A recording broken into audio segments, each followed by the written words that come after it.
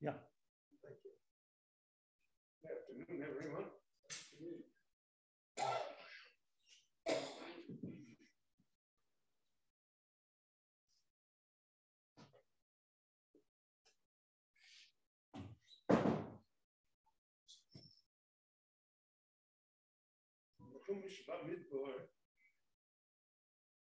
Beginning with this week's parsha, the Bamidbar itself, the Torah lists for us the names of the heads of the tribes of Israel. This list will occur 4 times in this Chumash. The first time is in this parsha. Next week's parsha, the list will be again of the heads of the tribes of Israel who donated to the Chanukas HaMizbeach, to the Chanukas of the Mishkan. So that's the second time. The third time will be when Moshe Rabbeinu counts who the spies are that he sends to Eretz Yisrael. And the fourth time, towards the end of the Chumash Bamidbar, the names of the new Messiahim, because the original Messiahim are not there anymore. So the question arises, as all the Meforshim point out, what's in a name? What's the significance of all of their names? So on one hand, if we look at each name individually, it's subject to interpretation. Some of the names are very difficult for us to deal with. Why should somebody be called Achira? My brother's bad.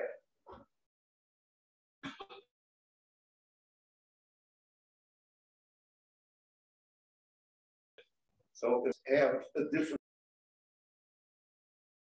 and the Meforshim point out to us that the Torah purposely names who the leaders were, because the leaders, whether or not they wish it to be or not, are responsible for their generations. And they are responsible for what occurs, even if they are not directly involved. And therefore, they can be holy people as they were, because we see they're the ones that bring the offering to the Mishkan.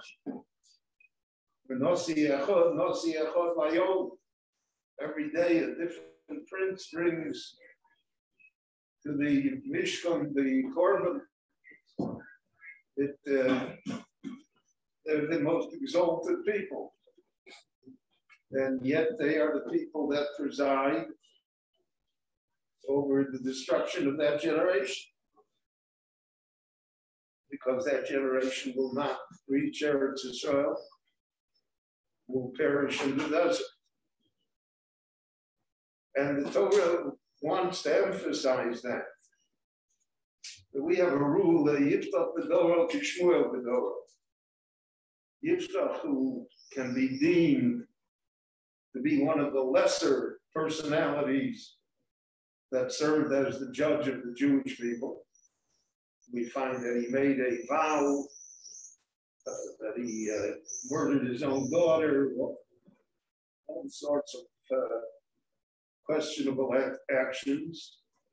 But Yiftach was the leader of his generation. And therefore he is held to a standard, Kishmuel B'Doro.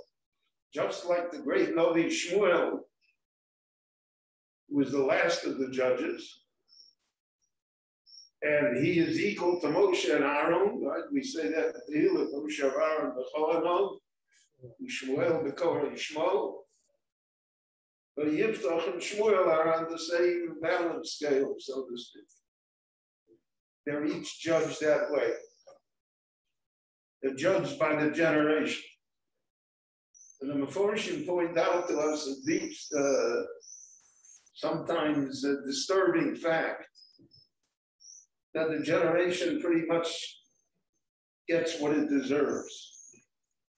That Yiftach B'Doro is because in the door of Yiftach, Shmuel would not be really in touch with it.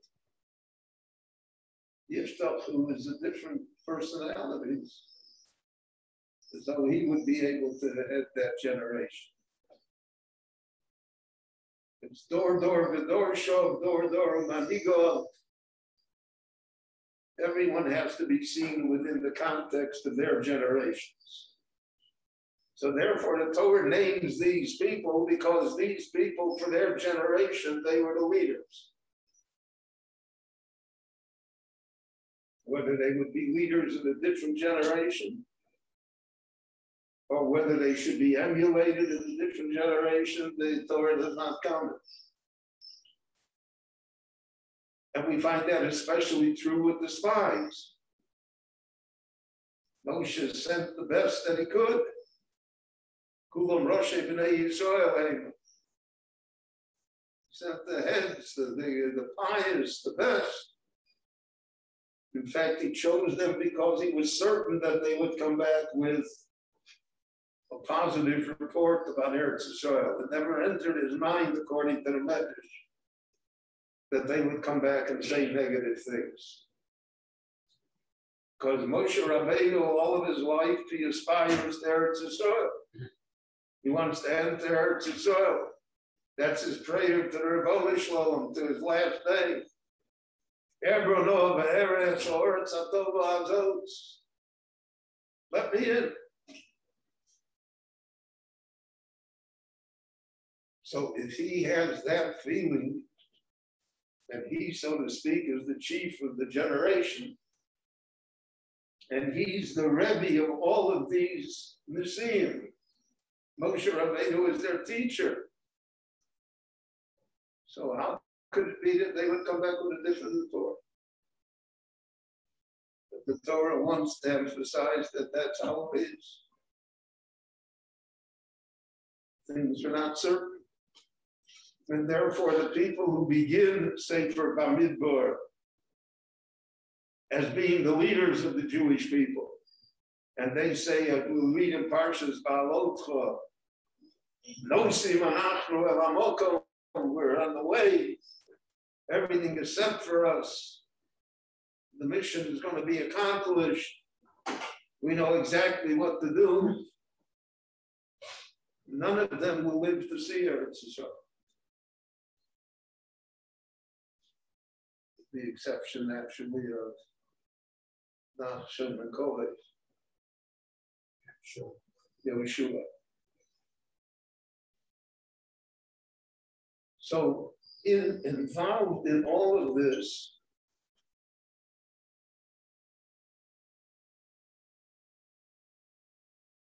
the Torah is teaching us a subtle lesson to recognize who the people were.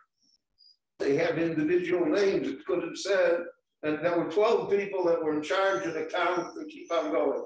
And the 12 people are the Nisim of Klal Yisrael, and that's it. Or the same thing, the 12 people were the ones that gave the korbanos to the dedication of the Mishkan. But the Torah pauses to tell us who they were, because it wants to emphasize that each one is an individual. Each one, therefore, has the power of choice, the power of freedom of will. And therefore, when things happen, we should not be astounded. How did this happen? It happens because we're dealing with human beings.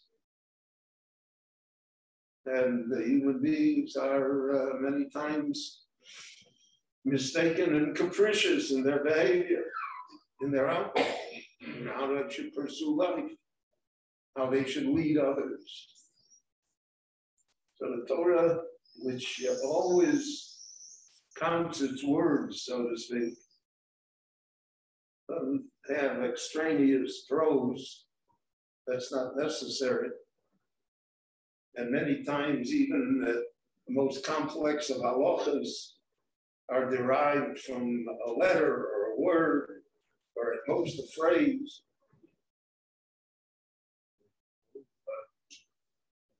section of Yeridea, Vosser V'Cholov, is derived from Lo Savasha B'di B'Chalei B'Mo.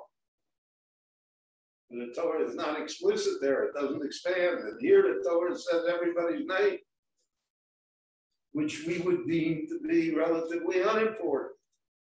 We much more important to tell us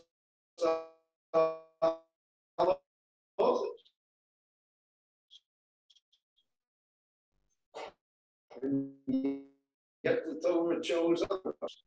It guides us that really it's up to the individual, that the Torah does not interfere with the freedom of choice that's granted to individuals. It's granted to the human being. Therefore, we have to know who said what, and who did what, and who didn't do what, so that we would have an understanding as to how the Jewish story would eventually unfold. And it always unfolds through individuals. There's a theory in history. Marx certainly was a great proponent of it, but others, that history happens because of forces that guide it. Social forces, economic forces, and that human beings are just little cogs in the machine. But the Torah holds exactly the opposite. History is formed by human beings. What human beings do is what brings us to the great historical forces and to the events that occur in life and in history.